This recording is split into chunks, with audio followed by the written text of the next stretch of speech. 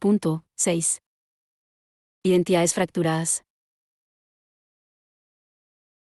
Se ha convertido en algo difícil calificar el feminismo de cada una añadiendo un solo adjetivo, incluso, insistir en cualquier circunstancia sobre el nombre. La conciencia de exclusión debida a la denominación es grande. Las identidades parecen contradictorias, parciales y estratégicas. El género, la raza y la clase, con el reconocimiento de sus constituciones histórica y social ganado tras largas luchas, no bastan por sí solos para proveer la base de creencia en la unidad, esencial. No existe nada en el hecho de ser mujer que una de manera natural a las mujeres.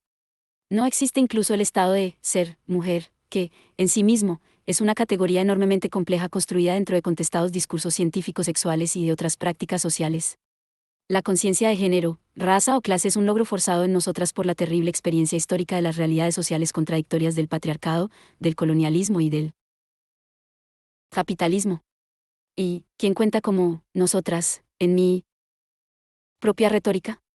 ¿Qué identidades están disponibles para poner las bases de ese poderoso mito político llamado nosotras? ¿Qué podría motivar nuestra afiliación a tal colectividad? La dolorosa fragmentación existente entre las feministas, por no mencionar la que hay entre las mujeres, en todos los aspectos posibles ha convertido el concepto de mujer en algo esquivo, en una excusa para la matriz de la dominación de las mujeres entre ellas mismas. Para mí, y para muchas que comparten una localización histórica similar dentro de cuerpos blancos, profesionales, de clase media, femeninos, radicales, norteamericanos y de mediana edad, las fuentes de crisis en la identidad política hacen legión. La historia reciente de gran parte de la izquierda y del feminismo norteamericanos ha sido una respuesta a esta crisis consistente en divisiones sin fin y en búsquedas de una nueva y esencial unidad. Pero, también, ha habido un creciente reconocimiento de otra respuesta a través de la coalición, afinidad, y no ya de la identidad. 7. Chela Sandoval, SF, 1984, a partir de una consideración de los momentos históricos específicos en la formación de la nueva voz política llamada Mujer de Color, ha teorizado un modelo esperanzador de identidad política llamado conciencia opositiva, nacido de las capacidades para leer hilos de araña de poder que tienen aquellos a quienes se les rehúsa una pertenencia estable en las categorías sociales de raza, sexo o clase. Mujeres de color, un nombre contestado en sus orígenes por aquellas que serían incorporadas en él, así como una conciencia histórica para realizar la ruptura sistemática de todos los signos masculinos en las tradiciones occidentales, construye una especie de identidad postmodernista a partir de la otredad, de la diferencia y de la especificidad. Esta identidad postmodernista es totalmente política, a pesar de lo que pueda decirse de cualquier otro posmodernismo. La conciencia opositiva de Sandoval trata de lugares contradictorios y de calendarios heterocrónicos, no de relativismos o pluralismos. Sandoval pone el énfasis en la falta de cualquier criterio esencial para identificar quién es una mujer de color. Señala que la definición de este grupo ha consistido en la apropiación consciente de la negación. Por ejemplo, una chicana o una mujer norteamericana negra no han podido nunca hablar en tanto que mujer o que persona negra o como pertenecientes al grupo chicano. Por lo tanto, estaban en la parte más baja de la cascada de identidades negativas, dejadas fuera incluso por las privilegiadas categorías autoriales de oprimidos llamados mujeres y negros, que reclamaban importantes revoluciones. La categoría mujer negaba a todas las mujeres no blancas, lo negro negaba a toda gente no negra, así como a las mujeres negras. Pero tampoco había una singularidad, sino un mar de diferencias entre las norteamericanas que han afirmado su identidad histórica como mujeres norteamericanas de color. Esta identidad marca un espacio autoconscientemente construido que no puede afirmar la capacidad de actuar sobre la base de la identificación natural, sino sobre la de coalición consciente de afinidad. De parentesco político. 8. Al contrario de las mujeres, de algunas corrientes del movimiento feminista de los Estados Unidos, no existe naturalización de la matriz, o al menos eso es lo que Sandoval sugiere que es únicamente obtenible a través del poder de la conciencia opositiva. Los argumentos de Sandoval deben ser tomados como una poderosa formulación para las feministas fuera del desarrollo universal del discurso anticolonialista, es decir, el discurso que disuelve a Occidente y su más alto producto, el que no es animal, bárbaro o mujer, el hombre, es decir, el autor de un cosmos llamado historia. Mientras lo oriental es deconstruido política y semióticamente, las identidades de Occidente se desestabilizan, incluidas las de las feministas. 9. Sandoval defiende que la mujer de color no tiene posibilidades de construir una unidad eficaz que no sea la réplica de los sujetos revolucionarios imperializantes, totalizantes de anteriores marxistas y feministas, que no afrontaron las consecuencias de la desordenada polifonía salida de la descolonización. Katie King ha puesto énfasis en los límites de identificación y en los mecanismos político-poéticos de identificación construidos en el interior de la lectura del poema, ese núcleo generativo del feminismo cultural. King critica la persistente tendencia, entre las feministas contemporáneas de diferentes momentos o conversaciones, en la práctica feminista, a taxonomizar el movimiento femenino para hacer que las propias tendencias políticas parezcan ser el telas del todo. Estas taxonomías tienden a rehacer la historia feminista para que ésta asemeje una lucha ideológica entre tipos coherentes que persisten a través del tiempo, especialmente esas típicas unidades llamadas feminismo radical, liberal y socialista. Literalmente, todos los otros feminismos son ya incorporados, ya marginalizados, normalmente mediante la construcción de una ontología explícita y una epistemología. 10. Las taxonomías del feminismo producen epistemologías para fiscalizar la desviación de la experiencia femenina oficial. Y, por supuesto, la cultura femenina, al igual que sucede con las mujeres de color, es conscientemente creada por mecanismos que inducen afinidad. Los rituales de poesía, de música y de ciertas formas de práctica académica han sido prominentes. Las políticas de raza y de cultura en el movimiento femenino de los Estados Unidos están íntimamente entrelazadas. El logro común de King y de Sandoval es haber aprendido cómo fabricar una unidad político-diagonal poética sin basarse en una lógica de apropiación, de incorporación ni de identificación taxonómica. Irónicamente, las luchas teórica y práctica contra la unidad a través de la dominación o contra la unidad a través de la incorporación, no solo socavan las justificaciones en favor del patriarcado, del colonialismo, del humanismo, del positivismo, del esencialismo, del cientifismo y de otros ismos que no echamos de menos, sino todas las exigencias de una posición orgánica o natural. Pienso que los feminismos radicales socialisto-marxistas han socavado también sus /diagonal nuestras propias estrategias epistemológicas y que esto es un paso muy válido para poder imaginar posibles unidades. Resta por saber si todas las epistemologías, tal como los occidentales las han conocido, nos fallan en la tarea de construir afinidades eficaces. Es importante señalar que los esfuerzos para construir posiciones revolucionarias, epistemologías como logros de gente dedicada a cambiar el mundo, han formado parte del proceso que muestra los límites de la identificación. Las ácidas herramientas de la teoría postmodernista y las constructivas herramientas del discurso ontológico sobre los asuntos revolucionarios pueden ser vistas como aliados irónicos para disolver los entes occidentales con el fin de sobrevivir. Somos extraordinariamente conscientes de lo que significa tener un cuerpo históricamente constituido. Pero la pérdida de la inocencia en nuestro origen tampoco está acompañada de expulsión del jardín del paraíso. Nuestra política pierde la indulgencia de la culpabilidad con la naivete de la inocencia. Pero, ¿cuál será el aspecto de otro mito político para el feminismo socialista? ¿Qué clase de política podría abrazar construcciones parciales, contradictorias, permanentemente abiertas de entes personales y colectivos, permaneciendo al mismo tiempo fiel, eficaz e, irónicamente, feminista y socialista? No conozco otro momento de la historia en que hubiese más necesidad de unidad política para afrontar con eficacia las dominaciones de raza, género, sexualidad y clase. Tampoco sé de otro tiempo en que la clase de unidad que podríamos ayudar a construir pudiera haber sido posible. Ninguna de nosotras tiene ya la capacidad simbólica o material para dictar la forma de realidad a cualquiera de ellas. O, al menos, nosotras no podemos arguir inocencia para practicar tales dominaciones. Las mujeres blancas, incluyendo a las feministas socialistas, descubrieron, es decir, fueron forzadas a darse cuenta a patadas y gritando, la no inocencia de la categoría mujer. Esta conciencia cambia la geografía de todas las categorías anteriores, las desnaturaliza de igual manera que el calor desnaturaliza una frágil proteína. Las feministas del Saibur tienen que decir que, nosotras, no. Queremos más matriz natural de unidad y que ninguna construcción es total. La inocencia, y la subsecuente insistencia en la victimización como única base de introspección han hecho ya bastante daño. Pero el sujeto revolucionario construido debe dar también reposo a la gente de finales de este siglo. En la lucha por las identidades y en las estrategias reflexivas para construirlas, se abre la posibilidad de tejer algo más que un manto para el día después del apocalipsis que tan proféticamente termina la historia de la salvación. Tanto los feminismos marxista-socialista como radical han naturalizado y desnaturalizado de manera simultánea la categoría mujer y la conciencia de las vidas sociales de las mujeres. Quizás una caricatura esquemática pueda resaltar ambas acciones.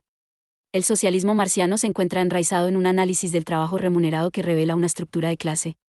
La consecuencia de la relación de salario es una alienación sistemática, puesto que el trabajador, SIC, se encuentra disociado del producto de su trabajo. La abstracción y la ilusión regulan el conocimiento y, la dominación, la práctica. El trabajo es la categoría eminentemente privilegiada que permite al marxista sobreponerse a la ilusión y encontrar ese punto de vista necesario para cambiar el mundo. El trabajo es la actividad humanizadora que marca al hombre, una categoría ontológica que permite el conocimiento de un sujeto y, de ahí, el conocimiento de la subyugación y de la dominación. Como buen hijo, el feminismo socialista avanzó, aliándose con las estrategias básicas del marxismo. El primer logro de los feminismos marxistas y socialistas fue expandir la categoría de trabajo para acomodar lo que algunas mujeres hacían, incluso si la relación salarial estaba subordinada a una visión más comprensiva del trabajo bajo el patriarcado capitalista. Particularmente, el trabajo de las mujeres en el hogar y la actividad femenina como madres, es decir, la reproducción en el sentido feminista socialista, se adentró en la teoría con la autoridad de la analogía con el concepto marciano de trabajo. La unidad de las mujeres se sustenta aquí en una epistemología basada en la estructura ontológica del trabajo. El feminismo marxista socialista no naturaliza la unidad, sino que es un logro posible basado en una posible posición enraizada en las relaciones sociales. El acto esencializador se encuentra en la estructura ontológica del trabajo o de su análogo, la actividad femenina. 11. La herencia del humanismo marciano, con su ser eminentemente occidental, es lo que me resulta difícil. La contribución de estas fórmulas ha sido el énfasis puesto en la responsabilidad diaria de las mujeres para construir unidades, más que naturalizarlas. La versión de Camerino McKinnon, 1982,1987, del feminismo radical es, en sí misma, una caricatura de las tendencias apropiatorias, incorporizantes y totalizadoras de las teorías occidentales de la acción en busca de identidad. 12. Fáctica y políticamente, es falso asimilar a la versión de McKinnon todos los diversos momentos o conversaciones en las políticas femeninas recientes llamadas feminismo radical. Pero la lógica teleológica de su teoría muestra como una epistemología y una ontología, incluidas sus negaciones, borran la diferencia política. La reescritura de la historia del campo polimorfo llamado feminismo radical es solo uno de los efectos de la teoría de McKinnon. El efecto mayor es la producción de una teoría de la experiencia, de la identidad de las mujeres, que resulta ser una especie de apocalipsis desde cualquier punto de vista revolucionario. Es decir, la totalización construida dentro de este cuento de feminismo radical logra su fin, la unidad de las mujeres, implantando la experiencia de un testimonio hacia un no ser radical. En cuanto a las feministas socialisto-marxistas, la conciencia es un logro, no un hecho natural. Y la teoría de McKinnon elimina algunas dificultades construidas dentro de los sujetos humanistas revolucionarios, pero al costo de un reduccionismo radical. McKinnon dice que el feminismo adoptaba necesariamente una estrategia analítica diferente del marxismo, contemplando primero no la estructura de clase, sino la de sexo/diagonal género y su relación generativa, la constitución de los hombres y la apropiación sexual de las mujeres. Irónicamente, la ontología de McKinnon construye un no sujeto, un no ser. El deseo de otro, no el trabajo del yo, es el origen de la mujer. Por consiguiente, desarrolla una teoría de la conciencia que pone en vigor lo que cuenta como experiencia de las mujeres, cualquier cosa que nombre la violación sexual, más aún, la propia sexualidad por lo que respecta a las mujeres. La práctica feminista es la construcción de esta forma de conciencia, es decir, el conocimiento propio es un yo que no es. Perversamente, la apropiación sexual en este feminismo posee aún el estatuto epistemológico de trabajo, es decir, el punto desde el que debe fluir un análisis capaz de contribuir a cambiar el mundo. Pero la objetificación sexual, no la alienación, es la consecuencia de la estructura de sexo/diagonal género.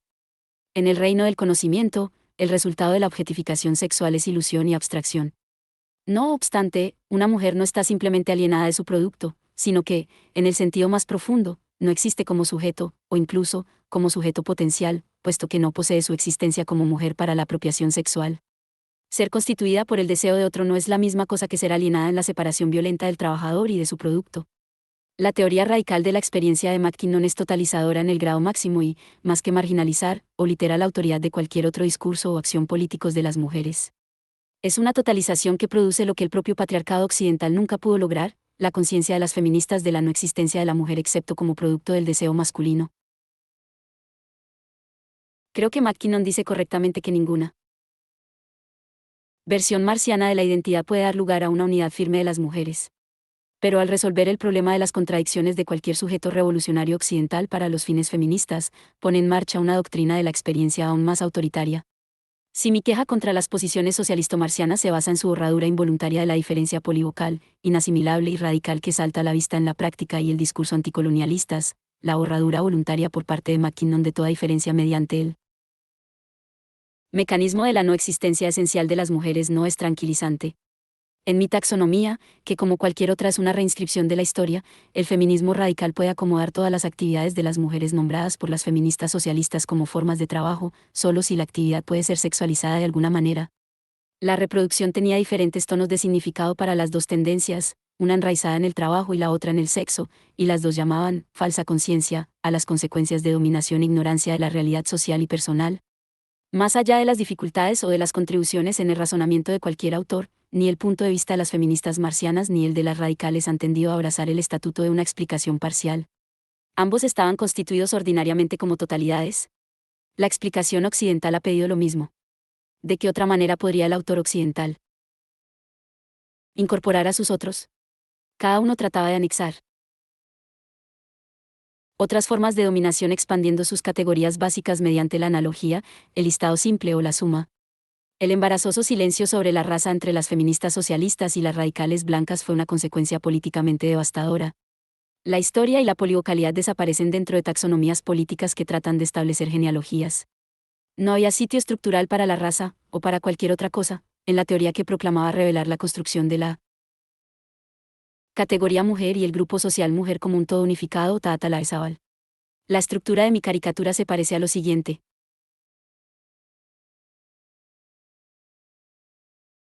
Feminismo socialista, estructura de clase barra diagonal salario de trabajo barra diagonal alineación trabajo, por analogía, reproducción, por extensión, sexo, por adición, raza feminismo radical, estructura de género barra diagonal apropiación sexual barra diagonal objetificación sexo, por analogía, trabajo, por extensión, reproducción, por adición, raza.